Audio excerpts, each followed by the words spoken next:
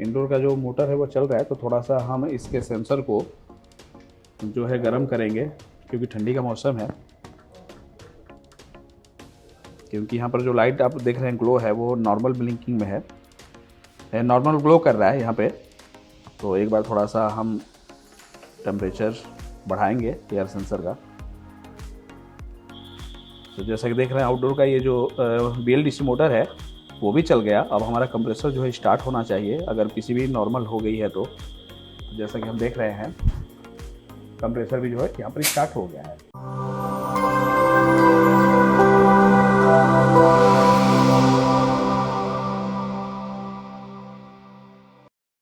Hi friends, Multitech के YouTube channel में आप सभी का एक बार फिर से स्वागत है। मैं एसी पीसीबी ट्रेनर विवेक आज फिर से आपके सामने एक रिपेयरिंग की वीडियो लेकर आ रहा हूं। और मैं आज अपने लैब में हूं और यहाँ देख रहे हैं ये जो एक गोदरेज कंपनी की पीसीबी आई है इंडोर आउटडोर, इसमें प्रॉब्लम है, कस्टमर चाहिए प्रॉब्लम है इसमें। आज हम आपके सामने देखेंगे क्या प्रॉब्लम है और कोशिश करेंगे कि वो प्रॉब्लम जो है सॉल्व हो जाए। तो इस गोदरेज में जो पीसीबी यूज है वो मैग्मिथ कंपनी की यूज है। मैग्मिथ कंपनी जो होती है बहुत सारी कंपनियां इसकी पीसीबी यूज करती है और लगभग सबका सर्किट का जो डिजाइन है वो लगभग एक जैसा बहुत सारे में होता है। जैसे ये कंपनी गोदरेज की है हमारे सामने, ये आपका वोल्टास हो गया, वर्लपूल हो गया, इस तरीके से ब्लू स्टार हो गया, इस तरीके से बहुत सारी कंपनियां इसके पीसीबी को यूज करती हैं और सर्किट जो होता है सेम होता है। तो गोदरेज की पीसीबी है, आइए हम देखते हैं इसमें क्या प्रॉब्लम है। तो फ्रेंड्स सबसे पहले हम सप्लाई देते हैं और देखते हैं कि कंडीशन क्या है पीसीबी का। तो एक बार हम सप्लाई देते हैं इसमें। जैसे कि देखिए इंडोर में सप्लाई आ गई। अब हम एक बार स्विच से ऑन करते हैं, इसको ऑन भी हो गया है। और जैसे कि देख रहे हैं ये BLDC मोटर जो है वो इंडोर का चलने लगा है, लेकिन अभी रिले ऑन हुआ है कि नहीं हुआ, क्योंकि आउटडोर में भी जो सप्लाई है मतलब MCU की जो लाइट है वो ग्लो नहीं कर रही है। तो पहले हम ये चेक करेंगे कि रिले ऑन करके जो लाइन इंडोर की सप्लाई आउटडोर में आती है इंडोर से वो आ रही है कि नहीं आ रही है। तो एक बार हम चेक करते हैं, मल्टीमीटर को सेट करेंगे AC पे। और जैसे कि आप देख रहे हैं यहाँ पर लाइन और न्यूट्रल का ये जो टेस्टिंग पॉइंट है मतलब कनेक्टर है, यहाँ पे हम चेक करेंगे AC कितना आ रहा है। तो अभी रिले ऑन नहीं हुआ है, थोड़ा सा वेट करना पड़ेगा। हो गया, जैसे कि आप देख रहे हैं यहाँ पर 236 वोल्ट जो है इनपुट में मिल रहा है हमें, मतलब AC इंडोर से जो लाइन की सप्लाई है वो आ गई है यहाँ पे। लेकिन फिर भी हमारा जो MCU की लाइट है वो ग्लो नहीं कर रही है, तो हो सकता है कि पीसीबी में प्रॉब्लम हो। तो चलिए हम स्टेप बाय स्टेप देखते हैं, क्योंकि यहाँ पर जो लाइन न्यूट्रल की सप्लाई जाती है वो ब्रिज रेक्टिफायर डायोड से DC में कन्वर्ट होकर और शॉर्टकी डायोड द्वारा यहाँ जो मेन फिल्टर कैप्चर देख रहे हैं इसमें 300 बनता है। तो पहले हम देख लेते हैं कि ये जो लाइन की सप्लाई है वो ब्रिज रेक्टिफायर डायोड के इनपुट पे आ रही कि नहीं, AC वाली। तो एक बार हम इनपुट पे चेक करके देख रहे हैं कि लाइन की जो सप्लाई है, तो यहाँ पर भी मतलब ब्रिज रेक्टिफायर का जो इनपुट है वहाँ पर लाइन की सप्लाई आ रहा है। एक बार हम आउटपुट में हम DC चेक करके देखते हैं।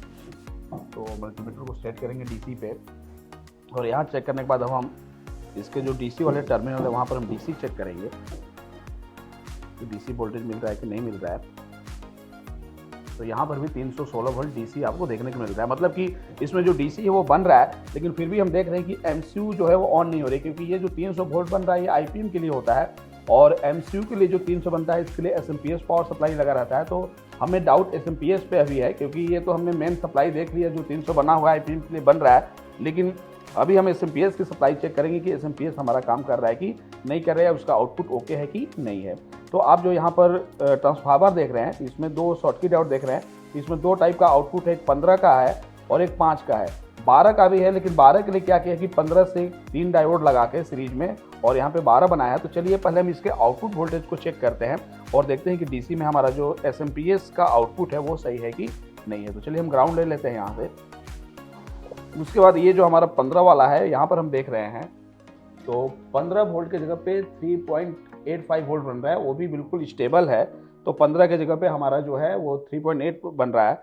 और ये जो हमारा 5 वाला था यहाँ पे हम जो देख रहे हैं, तो यहाँ पर फिलहाल कोई सप्लाई नहीं बन, कैथोड इधर है, कैथोड पे देखेंगे, कैथोड इधर इस साइड है। तो कैथोड पे यहाँ जो 5 वोल्ट बनना चाहिए वहाँ पे 1.9 वोल्ट बन रहा है। और MCU के लिए जो 3.3 चाहिए वो आउटपुट हम चेक कर रहे हैं, तो उसके लिए 0.9 मतलब लगभग 1 वोल्ट के करीब बन रहा है। तो 1 वोल्ट से हमारी जो MCU है ऑन होने वाली नहीं है। तो अभी जो हम प्रॉब्लम फेस कर रहे हैं वो कहाँ फेस कर रहे हैं, SMPS में। देख रहे हैं कि SMPS में जब तक 3.3 नहीं होगा तब तक हमारा जो MCU है वो ऑन नहीं होगा। और एक चीज़ हम यहाँ पर ध्यान दे रहे हैं कि जब हम सप्लाई चेक कर रहे हैं तो देखिए 3.3 के जगह पे हमें एक स्टेबल सप्लाई मिल रही है। तो जब भी आउटपुट का जो वोल्टेज है वो अगर फ्लक्चुएट कर रहा है तो आगे शॉर्टिंग हो सकती है, लेकिन स्टेबल जब हो रहा है इसका मतलब कि हमारी STR सेक्शन में स्विचिंग हो रहा है। एक बार हम STR सेक्शन की स्विचिंग को भी चेक करके दिखा रहे हैं, तो DC पर भी हम स्विचिंग को चेक कर सकते हैं। जैसे आपने देखा है कि जो प्राइमरी कॉइल होता है वहाँ पर सनबर्स्ट सर्किट का जो डायोड लगा रहता है, उसके एनोड पे जो मेन फिल्टर पे कैपेसिटर पे वोल्टेज बनता है वो आपको दिखेगा, तो 319 वोल्ट दिख रहा है। अगर इसके कैथोड पे हमें 10-20 वोल्ट अधिक अगर मिलेगा तो हम समझ जाते हैं कि STR सेक्शन की जो स्विचिंग है वो हो रही है। तो एक बार हम आगे देख रहे हैं तो देखिए यहाँ पर कुछ वोल्टेज हमें अधिक बन रहे हैं, मिल रहे हैं, मतलब इसका मतलब कि स्विचिंग हो रहा है। लेकिन स्विचिंग जो है वो फिक्स हो चुका है, स्टेबल है, स्विचिंग भी स्टेबल है। इसका मतलब कि इस IC को फीडबैक तो मिल रहा है लेकिन फीडबैक सही नहीं मिल रहा है। एक फीडबैक सही नहीं मिल रहा है जिसकी वजह से हमारा जो आउटपुट है वो सही नहीं है। तो एक बार हमें इसके फीडबैक सर्किट को चेक करना होगा कि इसका जो फीडबैक है वो सही मिल रहा है कि नहीं मिल रहा है। तो फीडबैक के लिए यहाँ पर जैसा कि आप देख रहे हैं ऑप्टो कपलर IC लगी रहती है, तो इसमें एक नंबर है। एक नंबर पे जो फीडबैक लिया जाता है वो कहीं कुछ PCB में 5 से भी लिया जाता है, 12 से भी लिया जाता है। तो इस PCB में जो गोदरेज की PCB है या मैग्नेट की PCB बहुत सारी कंपनियां यूज़ करती हैं इसको, तो इसमें लगभग SMPS की जो सर्किट हो एक ही जैसी होती है। तो इसमें हमारा जो फीडबैक यहाँ पे आता है वो 15 से आता है। तो हम एक बार देखते हैं कि एक नंबर पिन पे हमें कितना वोल्टेज देखने के लिए मिल रहा है। तो जो 15 वोल्ट पे बन रहा है वही यहाँ पे आ रहा है, मतलब साफ 3.8 आ रहा है। तो 12 से शायद लिया गया हो, देख लेते हैं हम यहाँ पे। हाँ, 12 वोल्ट से इसमें जो फीडबैक आ रहा है वो कहाँ से आ रहा है, 12 वोल्ट से आ रहा है, क्योंकि 12 वोल्ट पे 2 वोल्ट मिल रहा है। तो वही हमें फीडबैक यहाँ पे देखने के लिए मिल रहा है। और यहाँ पर हम देख रहे हैं दूसरे साइड तो 1 वोल्ट की कमी दिख रही है, मतलब LED तो ऑन हो रही है, LED ऑन हो रही है। अगर हम आपको LED के क्रॉस भी वोल्टेज चेक करके दिखाएं तो LED ऑन हो रही है, मतलब इसको इधर से फीडबैक मिल रहा है। देखिए यहाँ पे 1 वोल्ट LED को मिल रहा है, मतलब LED ऑन हो रही है, तो तभी इसको फीडबैक क्या हो गया, फिक्स मिल चुका है। लेकिन वो फीडबैक जो है वो गलत जा रहा है, जिसकी वजह से वो फिक्स कर दी है और इस पर जो सप्लाई वो आगे बढ़ा नहीं रही है। इसका मतलब कि फीडबैक सर्किट में जो वोल्टेज डिवाइडर की सप्लाई होती है वो हमें चेक करना होगा, और जो वोल्टेज को फिक्स रखने के लिए TL431 IC लगती है या जेना डायोड उसके जब भी यूज़ होता है वो हमें चेक करना पड़ता है। तो इस PCB में हम देख रहे हैं कि यहाँ पर TL431 IC लगी हुई है, जिसका ऊपर का जो पिन होता है वो हमारा एनोड होता है जो ग्राउंड से जुड़ा रहता है, कैथोड जो होता है वो 2 नंबर पिन से जुड़ा रहता है। तो एक बार यहाँ का वोल्टेज हम चेक करके देखते हैं। ये जो कैथोड है, इस कैथोड पे भी हमें यहाँ पे वोल्टेज देखने के लिए मिल रहा है। जब सॉरी, यहाँ पर देख रहे हैं आप 0 दिख रहा है, ग्राउंड सही है यहाँ पे, और यहाँ पर वो वोल्टेज मिलेगा हमें जो इसके 2 नंबर पिन पे जाता है, तो वो दिख रहा है। और यहाँ पर हमें 2.5 मिलना चाहिए, तो इनपुट कम होने की वजह से ये 2.5 नहीं बन रहा है। तो हमारा डाउट अभी इधर ही है। यहाँ पर जो भी रजिस्टर लगे हैं वो सबको हमें चेक करना होगा। अगर रजिस्टर ओके निकलते हैं तो फिर TL400 IC जो 431 IC इस पर हमारा डाउट है उसको हम चेंज करके देखेंगे। हो सकता है कि इसकी वजह से जो फीडबैक है वो सही हमारा हो जाए। तो पहले इतना काम करना पड़ेगा, क्योंकि इसके आगे हम अभी नहीं बढ़ सकते हैं, क्योंकि SMPS का आउटपुट ही हमारा जो है प्रॉपर नहीं है। जब हमारा SMPS का आउटपुट प्रॉपर होगा तभी आगे का कोई सेक्शन जो है काम करेगा। तो पहले इसको सही करते हैं, फिर देखते हैं कि आगे प्रॉब्लम क्या है। तो हमने सप्लाई बंद कर दिया PCB से, क्योंकि हमें यहाँ पर जो कंपोनेंट लगे हैं उसको चेक करना होगा। तो चेक करने से पहले ये कैपेसिटर पे जो 300 वोल्ट बन रहा था उसको हमें डिस्चार्ज करना है। तो डिस्चार्ज जब भी करना है हमें लोड दे के करना है, बल्ब लगा के करना है। तो चलिए इसको हम डिस्चार्ज करते हैं। तो बल्ब ग्लो हुआ और देख रहे हैं कि हमारा जो कैपेसिटर है वो डिस्चार्ज हो गया। तो कभी भी हमेशा सावधानी से ही काम करना है। तो इस तरीके से हम डिस्चार्ज कर दिया। अब यहाँ पे जो रजिस्टर लगे हुए हैं वो सारे रजिस्टर को हमें चेक करना होगा। तो फ्रेंड्स, यहाँ पर जो रेफरेंस पिन पर सप्लाई दी जाती है वो फीडबैक से जिस वोल्ट से ली जाती है वहाँ पर एक वोल्टेज डिवाइडर बनाया जाता है। तो इसमें एक R1 और एक R2 रजिस्टर है। तो R2 जो रजिस्टर होता है ग्राउंड से भी करता है। तो चलिए हम पता लगाते हैं कि कौन सा रजिस्टर है वो। तो जैसा कि हम देख रहे हैं इधर से मल्टीमीटर को बीप रेंज पर सेट करके ये ग्राउंड से बीप कर रहा है, मतलब ये हमारा जो है R2 है, R1 है। तो R1 जो नंबर दिख रहा है यहाँ पे 1 किलो ओम का है। तो पहले हम चेक कर लेते हैं कि इसकी वैल्यू ओके बता रहा है कि नहीं बता रहा है। तो ओम रेंज पे मल्टीमीटर को सेट करेंगे और यहाँ वैल्यू चेक करेंगे। तो ये लगभग हमारा जो है ये 1 किलो ओम प्रॉपर बता रहा है, और ये लगभग 2 किलो ओम के बराबर का रजिस्टर है। तो इसको भी हम चेक कर रहे हैं, तो ये आपका जो है वो सही बता रहा है। तो इस तरीके से रजिस्टर तो यहाँ पे ओके है। फिर हमारा जो डाउट है वो किस पे है, तो वो TL431 जो लगा है इस पे है। तो अभी हमें क्या करना होगा कि इसको चेंज करके देखना होगा। अगर चेंज करने के बाद भी प्रॉब्लम सेम है तो हो सकता है कि आगे की सर्किट हमें चेक करनी पड़े। अगर डाउट क्लियर हो जाता है, सर्किट ओके हो जाती है, तो प्रॉब्लम हमारा इसी का है। क्योंकि अभी हमारा जो डाउट है वो TL431 पे है, क्योंकि जो फीडबैक MCU को मिल रहा है इधर से, लेकिन वो फिक्स हो गया। तो इसकी खराबी की वजह से भी वो फीडबैक जो होता है फिक्स हो जाता है, जिससे STR IC को लग रहा है कि हमें इससे ज़्यादा स्विचिंग करना नहीं है और सारे आउटपुट जो है वो कम बन रहे हैं। तो अब हमें इसको क्या करना होगा, एक बार चेंज करना होगा। तो फ्रेंड्स, जो हमें TL431 IC चाहिए वो हमारे पास स्क्रैप बहुत सारे होते हैं। तो अगर हमारे पास स्क्रैप अवेलेबल है तो हम किसी भी सर्किट को तुरंत रिपेयर कर सकते हैं, क्योंकि कंपोनेंट हमारे पास सारे अवेलेबल हो जाते हैं। तो हम दूसरे स्क्रैप PCB से वो IC निकालेंगे और इस PCB में हम उसको डालेंगे। तो आपको भी अगर कोई स्क्रैप चाहिए, अगर PCB की कोई IC नहीं मिल रही है तो स्क्रैप हम आपके यहाँ प्रोवाइड करके भेज सकते हैं। तो मैं इसको निकाल रहा हूँ, जैसे आप देख रहे हैं यहाँ पे। तो जिस PCB में डाउट है, सबसे पहले उसको हम निकाल के हटा दिए। अब इस वाले PCB से हम निकालेंगे और फिर उसको उसी जगह पे लगा देंगे। तो ये जो PCB से हम निकालने जा रहे हैं ये स्क्रैप की PCB है, लेकिन इसमें कंपोनेंट सारे ओके होते हैं। जैसे MCU की प्रॉब्लम है इसमें, तो इसमें कंपोनेंट ओके हैं। तो इसमें से कंपोनेंट निकाल के हम उस वाले PCB में रिप्लेस करने जा रहे हैं।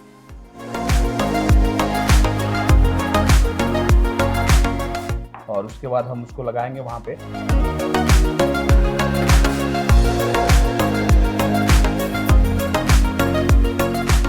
अब ये लग चुका है, थोड़ा सा हम क्लीन करेंगे, साफ करेंगे, क्योंकि जब भी काम करें PCB में थोड़ा सा हमें क्लीन कर लेना होता है ताकि प्रॉपर तरीके से काम हो।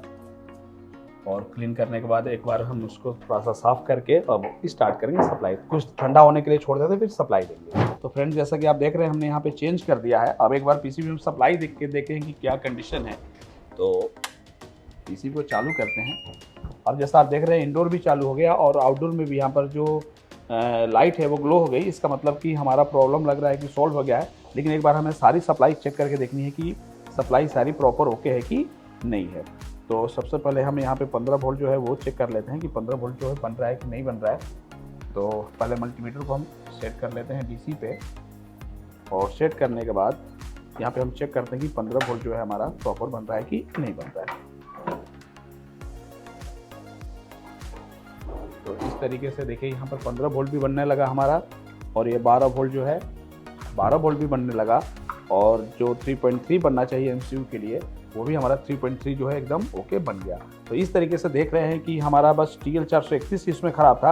अब आपको इसमें हम सप्लाई चेक करवाएं तो यहाँ पर जो रेफरेंस पिन है, यहाँ पर जो हमें वोल्टेज मिलना चाहिए वो 2.5 मिलना चाहिए। तो देखिए यहाँ पर अब 2.5 मिलने लगा, और ये ग्राउंड है, और यहाँ पर LED के कैथोड पे जो है वो 12 वोल्ट से फीडबैक आने लगा यहाँ पे। इसका मतलब कि हमारा जो प्रॉब्लम था वो TL431 से ही था। अब इस तरीके से हमारा पूरा बोर्ड में जो सप्लाई है ओके हो गया। लेकिन अब हम इस पर कंप्रेसर चला के देखेंगे कि और कोई प्रॉब्लम है कि नहीं है। अगर कंप्रेसर चल जाता है, मोटर चल जाता है, तो इसका मतलब कि हमारी जो PCB है वो प्रॉपर तरीके से हो गई है। चालू करते हैं एक बार। इंडोर का जो मोटर है वो चल रहा है, तो थोड़ा सा हम इसके सेंसर को जो है गर्म करेंगे, क्योंकि ठंडी का मौसम है। क्योंकि यहाँ पर जो लाइट आप देख रहे हैं ग्लो है वो नॉर्मल ब्लिंकिंग में है, नॉर्मल ग्लो कर रहा है यहाँ पे। तो एक बार थोड़ा सा हम टेम्परेचर बढ़ाएंगे एयर सेंसर का। तो जैसा कि देख रहे हैं आउटडोर का ये जो BLDC मोटर है वो भी चल गया। अब हमारा कंप्रेसर जो है स्टार्ट होना चाहिए, अगर PCB नॉर्मल हो गई है तो। जैसा कि हम देख रहे हैं कंप्रेसर भी जो है यहाँ पर स्टार्ट हो गया है।